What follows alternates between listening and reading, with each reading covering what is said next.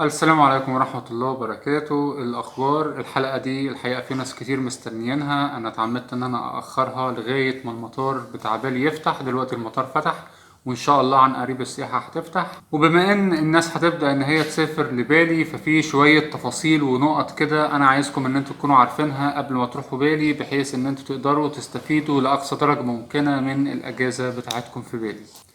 بالي هي جنة السياح في العالم كله، ولكن للأسف مليانة حرامية. فبلاش وانت هناك تلبس الشنطة اللي هي بتتلبس على الكتف، سواء الكلام ده للرجالة أو للستات. الشنطة اللي على الكتف بلاش، لأن هي أسهل في السرقة، لأن أغلب اللي بيسرق بيكون راكب موتوسيكل وبيعدي من وراك، سهل إن هو ياخد الشنطة أو يقطعها. ولو لا قدر الله لو انت اتمسكت بيها ممكن إن انت تتجر وراه وتحصل تتجرح أو أي حاجة لا قدر الله. الافضل طبعا ان انت تلبس الشنطة اللي هي بتتلبس على الظهر او الشنطة اللي هي بتتلبس في الوسط، لانهم الاتنين امان اكتر. انا مش بخوفك من بالي، ولكن الحرص واجب، فقلت ان دي تكون اول نقطة. وبرضو انت ماشي حاول تتجنب ان انت تكون الشخص اللي ماشي على حرف الرصيف، يعني بلاش تمشي على حرف الرصيف، بحيث لا قدر الله لو في حرامي على موتوسيكل مش يكون سهل عليه ان هو يطولك. في مكان جميل في بالي اسمه غابة القرود. ده عبارة عن غابة كده وفيها قرود. القرود مش موجودة في قفص، بل ممكن ان هم يتعاملوا مع السياح مباشرة. طبعا بسبب وجود سياح كتير وتعاملهم مع القرود، فالقرود هناك جريئة جدا. يعني انت لما يكون معاك اكل او شرب او موبايل في ايدك بتصور او شنطة، ده بيكون اغراء للقرد ان هو ياخدها منك. الافضل ان انت ما تروحش بشنطة، او زي ما قلت لك لو انت رحت بشنطة تاخد شنطة اللي هي اللي على الظهر، نفس القصة بتاعت النقطة الأولانية، لأن القرود سريعة جدا وده قرد. أصل هتعمل له إيه لو أخد أي حاجة من إيدك وحاولت إن أنت تاخدها تاني؟ مش هتعرف. هما القرود من كتر ما شافوا السياح في أي حاجة في إيديهم، الأكل والشرب الحاجات دي، أي حاجة في إيد السايح بيقوموا على طول نطين واخدينها من إيده، فمش بيقدروا يقاوموا الإغراء ده. كلنا طبعا عارفين ان اندونيسيا هي دولة استوائية، والجو الاستوائي بيتغير بسرعة. الجو في بالي استوائي، فما تعتمدش قوي على الابليكيشن بتاعة الطقس، ان هو يقول لك مثلا النهارده شتاء او يقول لك النهارده مفيش شتاء، تنزل تلاقي الدنيا بتشتي، لان الجو بيتغير كل 5 دقايق في اندونيسيا وبالذات في بالي. عموما افضل وقت ان انت تزور في بالي هو من ابريل لاكتوبر، لان ده الموسم الجاف والمطر بيكون قليل. وزي ما قلت لك ما تعتمدش على الابليكيشن بتاعه الطقس، تصحى الصبح يقول لك الدنيا النهارده هتشتي، ما تهتمش. عموما الدنيا مش هتكون ساقعه، يعني بالنسبه لنا احنا كعرب درجه الحراره ثابته طول السنه، في اندونيسيا درجه الحراره ثابته طول السنه كانها صيف. فلو في شتاء ده هيكون بس شويه مطر، فممكن ان انت تلبس له اي حاجة ضد المطر، اي جاكيت خفيف ضد المطر، والموضوع سهل وبسيط ان شاء الله. بالي مش شواطئ بس، بالي كمان فيها شلالات، فلما تيجي تزور اي شلال من الشلالات اللي موجودين في بالي ما تروحش في نص اليوم. لما انا اجي اقول لك النهاردة احنا هنروح شلال في وسط غابة، طبعا الكلام او اللي انت المنظر اللي انت ممكن تبقى متخيله هو منظر رومانسي، ولكن الحقيقة غير كده خالص. انت لو رحت في نص اليوم هتلاقي عربيات، هتلاقي سياح، هتلاقي محلات صغيرة بتبيع هدايا، هتلاقي زحمة غير طبيعية لدرجة ان انت مش هتقدر ان انت تتحرك براحتك، لان الزحمة بتكون الناس متكدسة على بعضها. افضل وقت ان انت تزور فيه الشلالات دي هي الصبح بدري اول ما تفتح. حاول ان انت تكون على قد ما تقدر تكون انت اول الواصلين هناك، بحيث ان انت تقدر تستمتع بالمنظر بعيدا عن الزحمة. المكان الوحيد اللي هقولك في بالي بلاش تزوره هو كوتا. المدينة دي كانت من أفضل الأماكن السياحية زمان، ولكن حاليا للأسف بقت ملجأ للسياح السكارى، بقت مليانة سكرانين في الشارع، بقت مليانة سياح بطريقة أكتر من الشعب الأندونيسي نفسه. فمش هتحس هناك بالروح بتاعت أندونيسيا أو بالروح بتاعت بالي، بل بالعكس في سياح بيقولوا المدينة دي لو موجودة في بلدك انت نفسك مش هتزورها. طبعا بسبب الدوشة والزحمة فالمدينة أصبحت لا تطاق. لما تيجي تروح بالي ما تقعدش في نفس المكان اللي انت قاعد فيه زي ما انت، يعني ما تروحش مثلا تكون قاعد في الجنوب وتفضل مضيع الأجازة كلها في نفس المكان. حاول على قد ما تقدر ان انت تزور الجزيرة كلها.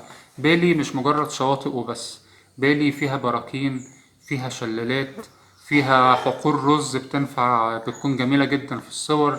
من اشهر الاماكن في وسط الجزيرة اللي انت لازم تزورها هي أبود، ودي تعتبر اشهر مدينة هناك. او ممكن ان انت كمان تزور بندق، دي تعتبر اهدى شوية ولكن هتحس فيها اكتر بالثقافة بتاعة الشعب بتاع بالي، لو انت عايز ان انت تحس بان انت موجود وسط الشعب مش وسط السياح.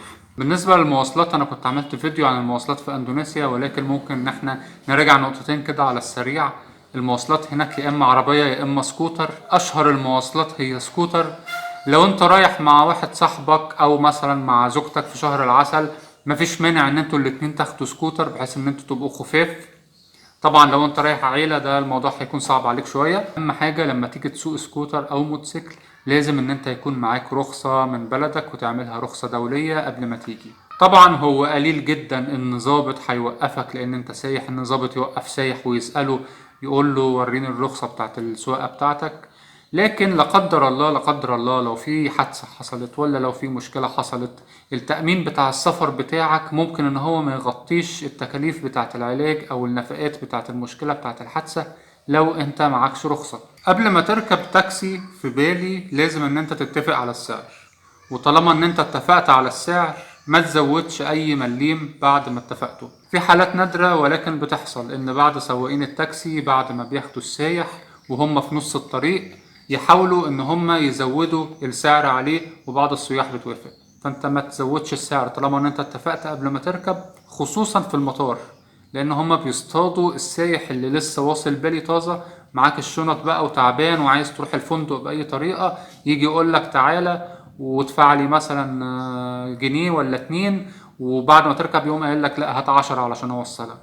فانت ايه عشان تعبان تضطر تدفع. انت طالما ان انت اتفقت خلاص، لو انت رفضت بأدب مش هيقدر ان هو يعمل لك حاجة وهيوصلك بالمبلغ اللي انتوا اتفقتوا عليه. في نقطة نسيت اقولها بمناسبة السكوتر وهي الخوذة.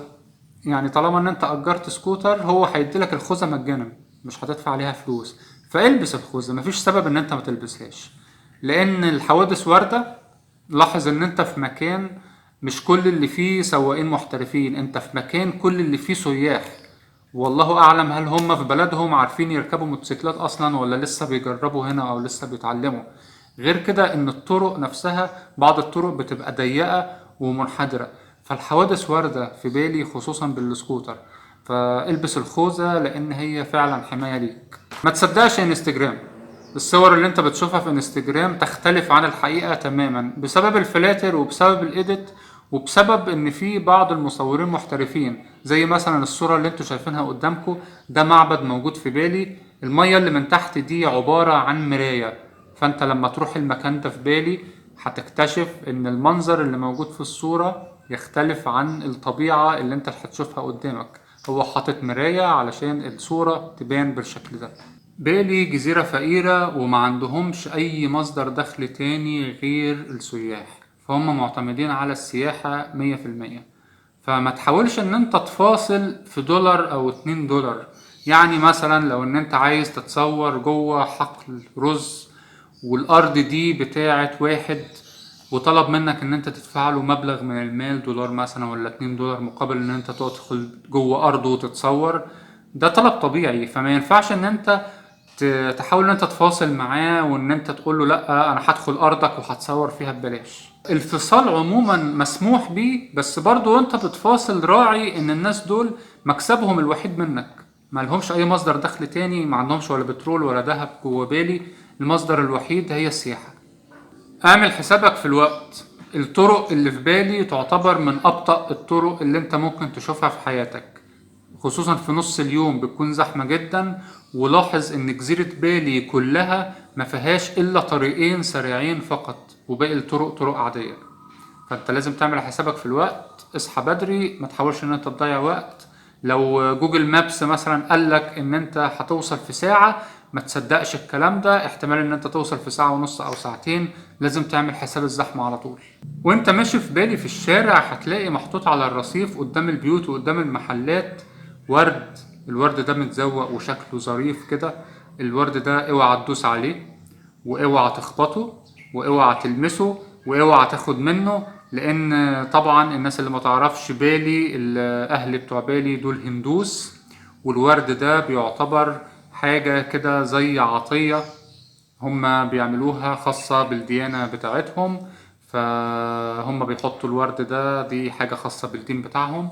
انت بس عدي من جنبيه، ما ولا تدوس عليه ولا تمشي عليه ولا تاخد منه، ولو معاك اطفال ما تخليهمش ان هم يلعبوا فيه، لان طبعا دي حاجة دينية بالنسبة لهم وموضوع حساس، وهيتضايقوا لو شافوا ان احد السياح لعب في الورد ده، او ان هو اخد منه، او ان هو داس عليه، او عمل اي حاجه زي كده. انا طبعا تعمدت في الفيديو ده ان انا ما اجيبش سيره اي فلوس او مصاريف. في ناس كتير بتسال طب انا لما اسافر بالي هصرف كام.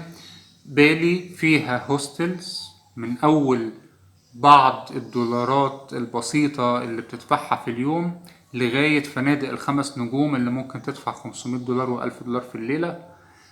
بالي فيها المطاعم اللي بتدفع 10 جنيه وبتاكل فراخ وبتاكل رز وبتشرب، وفيها المطاعم اللي بتاكل نفس الوجبة هياها ولكن بتدفع 50 أو 100. فكله متوقف على انت مصاريفك كام. فانت قبل ما تيجي لبالي انت لازم تحدد انت الرينج بتاعك كام. افتح بوكينج، الابليكيشن بتاع بوكينج، هتلاقي واكتب جزيرة بالي، هتلاقي جميع الشقق وجميع الهوستلز وجميع الفنادق بالفاسيلتيز بتاعتهم، بالموجود اللي موجود قدام الشط واللي موجود بعيد عن الشاطئ واللي موجود في وسط المدينة، اللي قريب من المطار واللي بعيد عن المطار. انت حسب احتياجاتك وحسب غرضك من السفر، لان طبعا تكاليف العائلة اللي هي عايزة تقعد في شقة على البحر وما تتحركش غير تكاليف العائلة اللي هي عندها استعداد تكون موجودة في جزيرة تانية وتيجي بالي مشي وتتحرك وتتنطط. حتى شهر العسل، في عرسان بيروحوا شهر عسل وبيقضوا كله في الفندق، ينزلوا بس ياخدوا لهم صورتين بعد المغرب على الشط وخلاص على كده. وفي عرسان شهر العسل بيقضوا لف. فالمصاريف اللي انت هتصرفها في بالي دي حاجة انت اللي متحكم فيها، مش واحد اللي هيقول لك والله ده انت لازم مبلغ قد كذا عشان تصرفه وتقوم قايل لا ده انا معيش المبلغ ده فمش هينفع ان انا اجي. لا، ينفع ان انت تيجي، لان اندونيسيا عموما الاكل فيها رخيص والمعيشة فيها رخيصة. فانت اهم حاجتين اللي هما الاقامة بتاعتك والسفر بتاعك اللي هي تذكرة الطيران. عندك الابليكيشن بتاع سكاي سكانر، شوف المدينة اللي انت هتسافر منها لحد المطار في بالي هتكلف كام، اختار الخط الطيران اللي انت تحبه. وبالنسبة لبوكينج، افتح الابليكيشن بتاع بوكينج، اعمل سيرش في بالي، هتشوف جميع الفنادق وجميع الاماكن اللي انت ممكن تعيش فيها، قارن بينهم وحددهم، لان التكاليف يعني 90% منهم في الإقامة وفي تذاكر الطيران. اللي هيفضل بعد كده ايه بقى؟ الأكل والمواصلات. مش قصة، المواصلات مش هتبقى غالية قوي، والأكل نفس الموضوع هتعرف تتصرف فيه، هتعرف تاكل يعني، مش ما تقلقش من موضوع الأكل ده خالص. أتمنى إن انتوا تكونوا استفدتوا بالفيديو. الناس اللي ما اشتركتش في القناة تشترك، ما تنسوش اللايك والشير، ونشوفكم في فيديو جديد إن شاء الله.